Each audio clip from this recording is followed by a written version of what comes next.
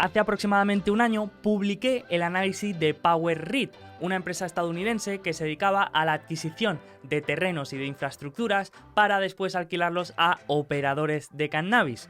Desde entonces, las acciones de la empresa se han revalorizado más de un 200%. Hace unos días, la cotización de la empresa alcanzó máximos históricos y os pregunté si os gustaría ver una actualización para ver cómo ha ido evolucionando la empresa y si todavía podía ser una inversión atractiva. La respuesta fue muy positiva, así que hoy vamos a hablar de PowerRead, de su atractivo como inversión, de la competencia y de la industria del cannabis.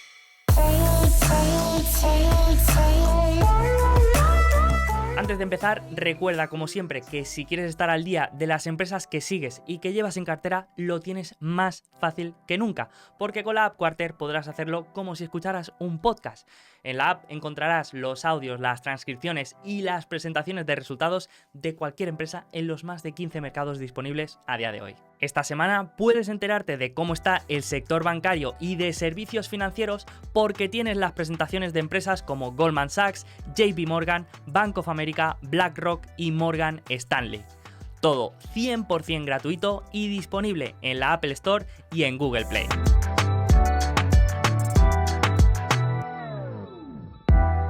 Una de las oportunidades de inversión más interesante de los últimos años ha sido dentro de la industria del cannabis. Hoy en día, el 74% de la población estadounidense tiene acceso de alguna manera a productos relacionados con el cannabis, con 36 estados que lo han aprobado para fines medicinales y con 13 de estos que lo han aprobado también para fines recreativos. Se estima que en 2020 las ventas de productos de cannabis al por menor en Estados Unidos han sido de entre 17.000 y 19.000 millones de dólares. Con una tasa de crecimiento del 31% en los últimos años y con la previsión de que continúe el fuerte crecimiento, la industria debería expandirse hasta alcanzar unas ventas de más de 35.000 millones de dólares en 2025. Sin embargo, todavía nos encontramos el mismo problema que comentamos en el primer análisis, y es que estas empresas que se dedican al cultivo y a la producción de cannabis no tienen acceso a todos los recursos que necesitan para llevar a cabo su actividad. Al tratarse de negocios todavía no legalizados a nivel federal, se encuentran muchas dificultades, sobre todo a la hora de acceder a capital y de conseguir préstamos. Y en caso de conseguir esta financiación, el coste de este capital es muy alto. Por eso, una de las maneras que tienen de financiarse es a través de sus activos inmobiliarios. ¿Qué significa esto? Pues que en vez de pedir un préstamo para comprar un terreno y financiar la construcción de las instalaciones, lo que hacen es hablar con alguien que se ocupe de eso y a cambio le pagan un alquiler.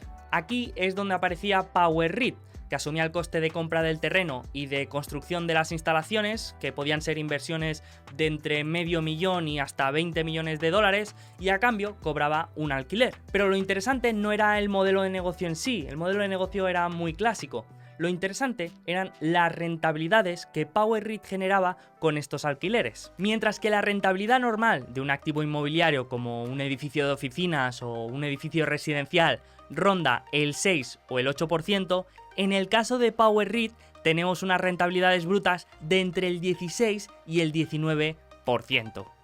Si por ejemplo PowerRead invierte 2,6 millones en la compra y habilitación de unos invernaderos en Oklahoma, el alquiler que puede pagar el operador de cannabis puede ser de $500,000 anuales, lo que supone una rentabilidad del 19%. Si el coste de capital de PowerRead está entre el 6 y el 8%, esto supone una gran creación de valor por cada nueva adquisición, y esa era la tesis de inversión de hace un año.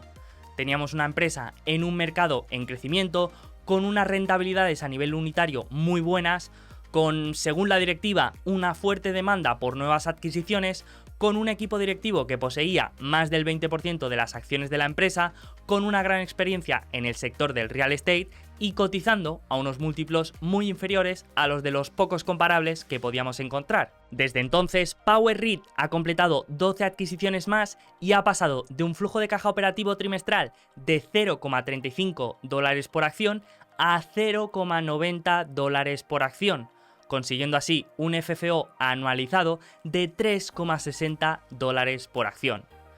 Su cotización ha reflejado este crecimiento y ha pasado de ser una empresa de menos de 50 millones de capitalización a ser una de más de 150. La pregunta que muchos me han hecho y que seguramente muchos otros están haciendo es si después de toda esta revalorización puede seguir siendo una buena idea de inversión. Así que lo que vamos a hacer va a ser el mismo ejercicio de valoración del año pasado, aunque con los números actualizados. A día de hoy, la empresa genera $915.000 anuales por sus infraestructuras de ferrocarril, $1.050.000 de sus proyectos de granjas solares y 12,7 millones de sus activos de cultivo de cannabis, lo que hace un total de $14,7 millones aproximadamente. A esto tendríamos que descontar unos costes financieros de su interés de deuda de $1,3 millones, unos impuestos de $25.200, un total de gastos operativos de $750.000 y unos dividendos especiales para los preferentistas de la empresa de $652.000.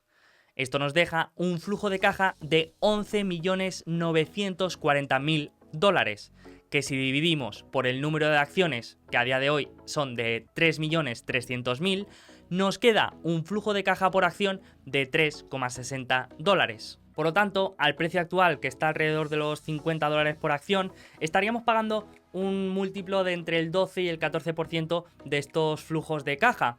Este es el mismo múltiplo que estamos pagando el año pasado, por lo que si el año pasado ya me parecía barata, después de un año de conocer mejor la empresa, de haber crecido y de haber ejecutado tal y como habían dicho, pues me parece igual o más barata que hace un año.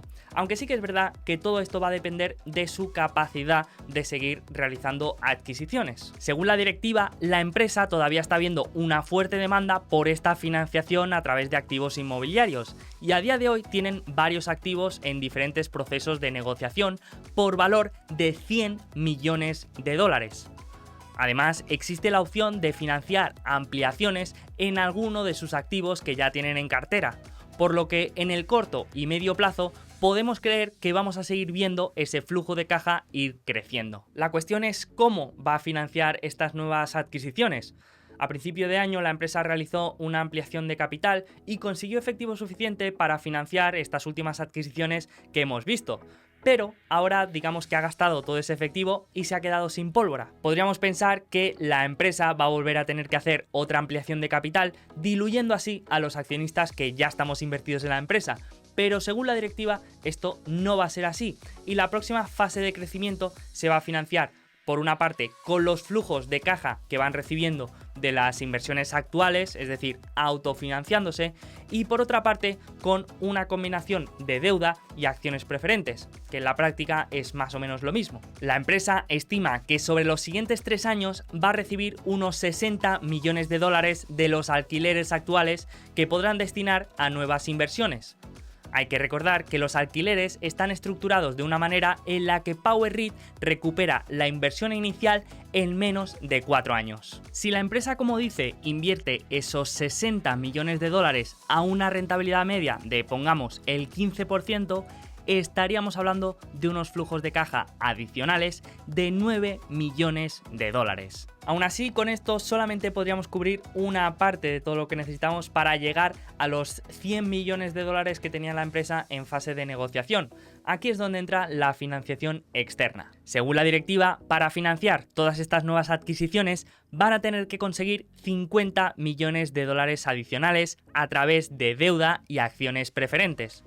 El coste de la deuda va de entre un 6 a un 8% y el coste de las acciones preferentes es de un 7% a día de hoy.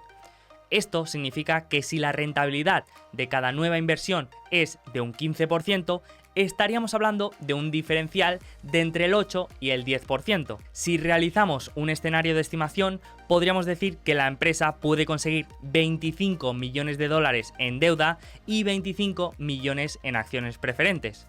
Con un diferencial de inversión del 8%, estaríamos hablando de un flujo de caja incremental de $4 millones. Si ahora ponemos todo este crecimiento en conjunto, podemos ver que Si partimos de los 12 millones aproximados de flujo de caja que genera hoy, le sumamos los 9 que puede generar reinvirtiendo el capital que va generando y le añadimos los 4 millones de flujo de caja incremental de la deuda que puede emitir, llegaríamos a un total de 25 millones de dólares en un horizonte temporal de 3 años. Un total que, si dividimos por el total de acciones en circulación, serían 7,5 dólares por acción. En 2022, la empresa generará 3,6 dólares por acción de flujo de caja y su precio actual está rondando los 50 dólares por acción. Por lo tanto, estaría cotizando a un múltiplo de 14 veces ese flujo de caja. Si aplicamos este múltiplo a la cifra que puede generar de aquí 3 años, que es de 7,5, estaríamos hablando de un precio aproximado de 116 dólares por acción. Y esto sería con el múltiplo actual de la empresa. Un múltiplo que, si miramos los pocos comparables que hay, nos va a parecer realmente bajo. Si miramos empresas como Gladstone Land o Farmland Partners, que tienen un mismo modelo de negocio que PowerReit, podemos ver estas diferencias. Ambas se dedican a la financiación de terrenos y de infraestructuras para agricultores y empresas dedicadas al cultivo de productos. Aunque estas no son de cannabis, sino más bien de frutas, verduras y granos, el funcionamiento es muy similar. En estos casos, su precio por acción es de 11,5 en Farmland Partners y de 23,5 en Gladstone Land.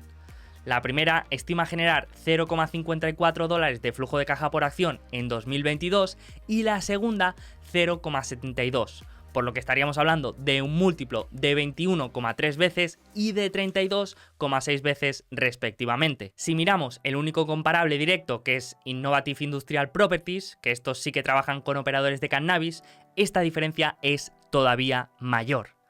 La empresa tiene una estimación para 2022 de 9 dólares por acción de flujo de caja y su precio actual es de 235 dólares, por lo que estaríamos pagando un múltiplo de 26 veces ese flujo de caja de 2022. Por lo que, como vemos, no solamente tenemos potencial de revalorización por la parte del crecimiento, sino que también lo tenemos por la parte de expansión de múltiplo.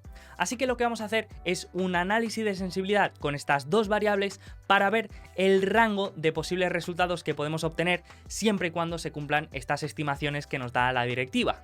Si hacemos un cuadro de datos que cruce la rentabilidad esperada de las nuevas inversiones y el múltiplo al que puede cotizar la empresa en 2024, tenemos un rango de resultados muy interesante que va desde 86 dólares por acción en el escenario más pesimista, digamos, hasta un precio de 170 dólares por acción en el escenario más optimista. Actualmente, como digo, la empresa cotiza a unos 50 dólares por acción, por lo que, teniendo estas estimaciones en cuenta, podríamos pensar que es una apuesta bastante asimétrica. Aún así, los riesgos que comentamos en el primer análisis siguen estando presentes y es algo a lo que tenemos que prestar mucha atención. Los principales riesgos que encontrábamos eran, por una parte, un aumento de la competencia y por otra parte, una legalización a nivel federal del cannabis. Por la parte de la competencia, todavía cuesta encontrar actores que compitan de manera directa con PowerReit, aunque sí que ya hemos visto otros actores como AFC Gamma que se dedican a ofrecer financiamiento directo a estos operadores de cannabis para que ellos adquieran los activos inmobiliarios. La empresa salió a cotizar en marzo de 2021 y actualmente tiene unos activos financieros por valor de 200 millones de dólares aproximadamente. Por la parte de la legalización del cannabis a nivel federal, tendremos que estar atentos al Safe Banking Act, la propuesta de ley que permitirá a los bancos ofrecer servicios financieros a empresas relacionadas con el cannabis. Pero también tenemos que estar atentos a la MORE Act, otra propuesta de ley que eliminaría las restricciones a nivel federal que a día de hoy tienen las operadoras y productoras de cannabis. Con la administración de Biden se espera que estas dos propuestas acaben saliendo adelante dentro de la actual legislatura, dado el apoyo popular que tienen ambas. Esto obviamente significaría que PowerReit perdería esta ventaja y dejaría de poder explotar esta ineficiencia que vemos hoy en la industria del cannabis a la hora de acceder a capital. Sin embargo, esto no tiene por qué ser tan negativo como puede parecer. Si se legaliza el cannabis a nivel federal, esto significa que vamos a ver una mayor actividad dentro de este sector, por lo que esto puede llevar a una mayor demanda de los servicios de Power Read, aunque obviamente a unas rentabilidades mucho más bajas que las actuales. Y por otra parte, si nos encontramos en un mercado más eficiente, también es probable que Power Read pueda conseguir financiación más barata. Por lo que sí, si este escenario se puede alargar, mejor que mejor. Pero incluso en el escenario de la legalización del cannabis, Power Read lo puede seguir haciendo muy bien. Así que espero que te haya gustado esta actualización de Power Read y de la industria del cannabis. Ya sabes que siempre intento hacer aquello que me pedís o aquello que sé que más gusta, así que te animo, si te ha gustado o te ha parecido interesante, a que me lo hagas saber con un me gusta, compartiendo el episodio o dejando un comentario, tanto si te ha gustado o si te gustaría que habláramos de otra empresa o de otro sector o de lo que quieras, que a mí me ayuda no solamente a crecer, sino también a ver qué es lo que más gusta y lo que más interesa. Así que como siempre, muchas gracias por estar ahí y nos vemos en el siguiente episodio.